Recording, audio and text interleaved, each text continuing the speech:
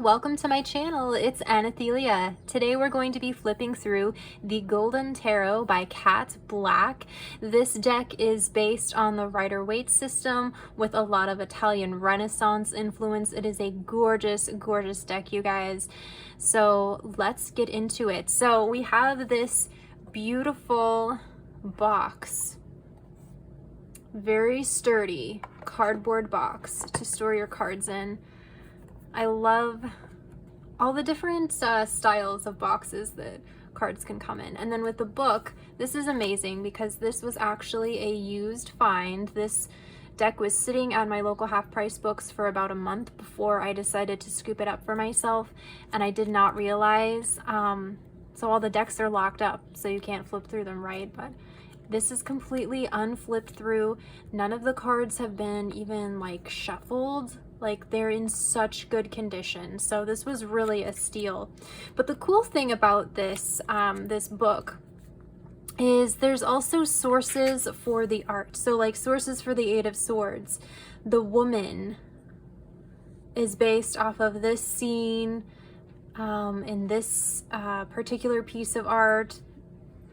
This is where the inspiration from the background came, the rope, the like every single detail that goes into these works of art is laid out in this book, which is super cool. You know, on top of the meaning, the reversed meaning, the general meaning, a very good summation of each meaning of each card.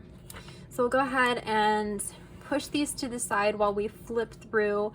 I did go ahead and organize everything so it's in the traditional order.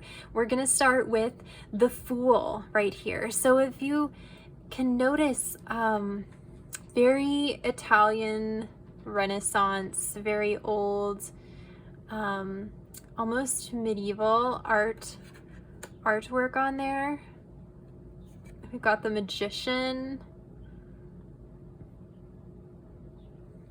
So we still have a lot of similar elements of the Rider-Waite. So we still have the dog with the Fool. We still have the Magician with his infinity symbol.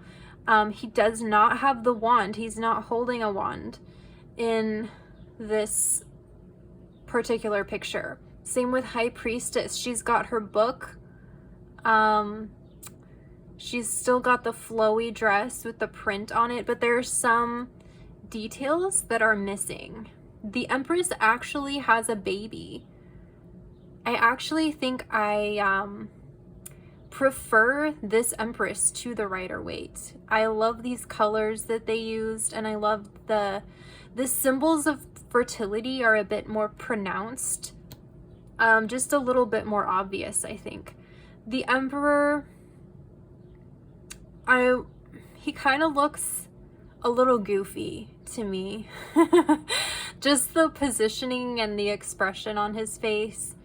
It doesn't look like the Emperor of the Rider-Waite.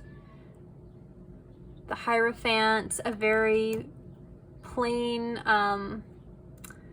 almost like nondescript, just the most literal definition of a Hierophant you could get right there. The Lovers, it looks like there's Adam and Eve. We have the Chariot. This Chariot seems to have a lot more symbolism, a lot more going on than the traditional. I also want to show you the edges of these cards. The edges have this beautiful gold leaf. So nice, very glossy. Strength, this is a really good representation of strength. The Hermit, very similar. This one's pretty similar to the original, just with a little bit of depth there. Wheel of Fortune, completely different, but this is still the same idea. Justice, Hanged Man, Death. Actually, a very beautiful depiction right there of death. We've got Temperance, the Devil, the Tower. Such a dramatic representation there. It's so interesting. I feel like the Tower can be represented in so many different ways in different decks.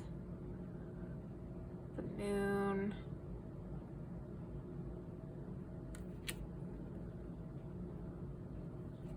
And the Sun.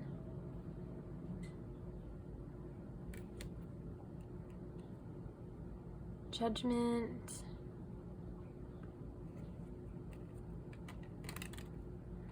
The World. Ace of Swords.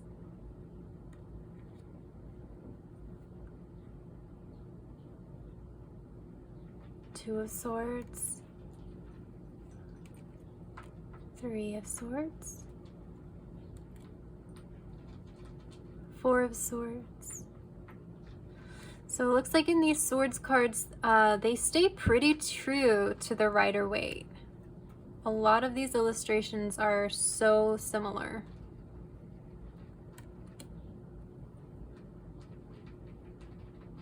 Down to the expression even.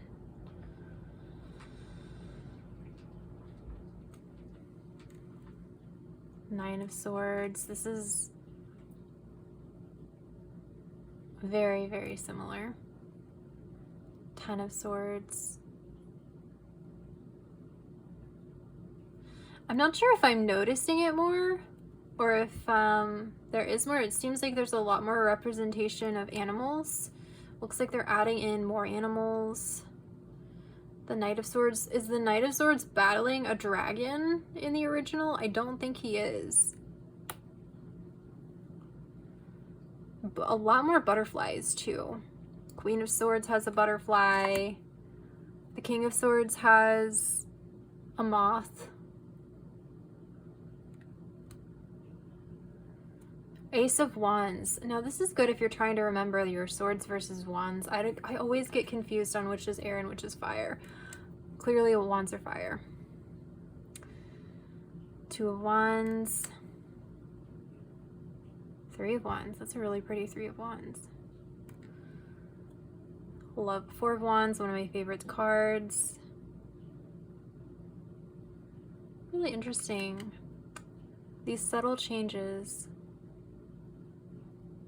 And I'm wondering what that rooster means in Five of Wands. Is there a rooster in the original? I'll have to go back and look. Six of Wands. Seven of Wands. I feel like the light and the dark are very much contrasted. Nine of Wands, so we can tell like this is a bright card, this is a dark card. Sets more depth to the mood of each card.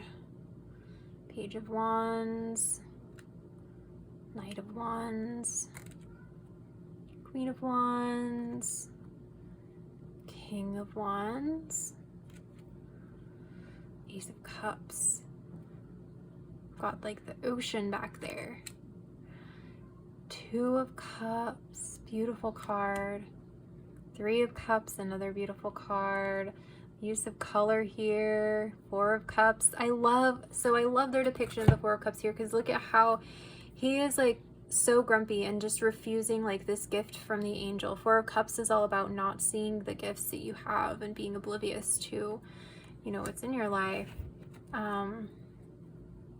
Five of Cups, kind of similar, but just crying over the spilled cups. Someone's even trying to console him over the cups being spilled. Six of Cups.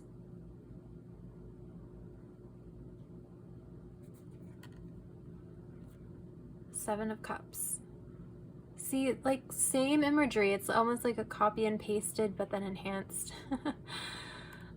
Defined a little bit more. Eight of Cups, wow.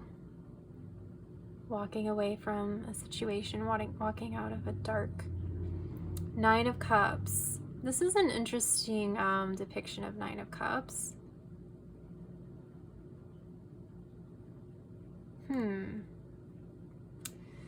Ten of Cups. Still got the rainbow with the cups in it. Page of Cups. Very ornately dressed there. Knight of Cups. Queen of Cups. I've got to say this is not my favorite of the Queen of Cups. I just don't feel like it elicits very much meaning, but that's just me. King of Cups. It's a decent King of Cups. Ace of Coins. Two of Coins. Three of Coins. Four of Coins. Five of Coins. Six of Coins. Seven of Coins. Eight of Coins. Very good depiction of Eight of Coins there. Look at the detail on that. Nine of Coins. With her bird. Yep. There we go. And then 10 of Coins. Love the 10s. So beautiful. Got Page of Coins. The Knight of Coins. Oh man, yeah, the Queens. I feel like they just didn't do a good job on the Queen. What does this close-up of her face tell me about the Queen of Coins? Not very much. And then King of Coins. I feel like they did a really good job, especially on those last two, the cups and the coins. They did a good job on the kings, but not so well on the queens. So there are some positives and some negatives to the deck. I do think it is a good size. It's a good shuffling size. It's not too big, not too small. The cards are gorgeous. I think it would make a decent beginner deck, although I do recommend the Rider-Waite for beginners because that has all of the traditional meanings and symbolism for learning tarot. I consider myself still a beginner, so some of the cards in here, I don't think, you know, with this Queen of Cups or Queen of Coins, you know, it's not like it's a difficult meaning. It's one of, I think, personally the easier cards to remember, but when you're trying to remember details about the characteristics of the Queen, what exactly could you pull out of that card? There's not very much you could pull out. So just little things like that. Otherwise, I think it is a fantastic deck. It's gorgeous, and it still incorporates enough of the traditional meanings of Rider-Waite and the traditional symbolism while adding its own artistic flair. So that is all I have for you guys today. I hope you watch my pick-a-cards. I'll be doing some pick-a-cards with this deck in the future and some traditional astrology readings for you guys. So thank you for watching. I will see you in my next flip through. Bye.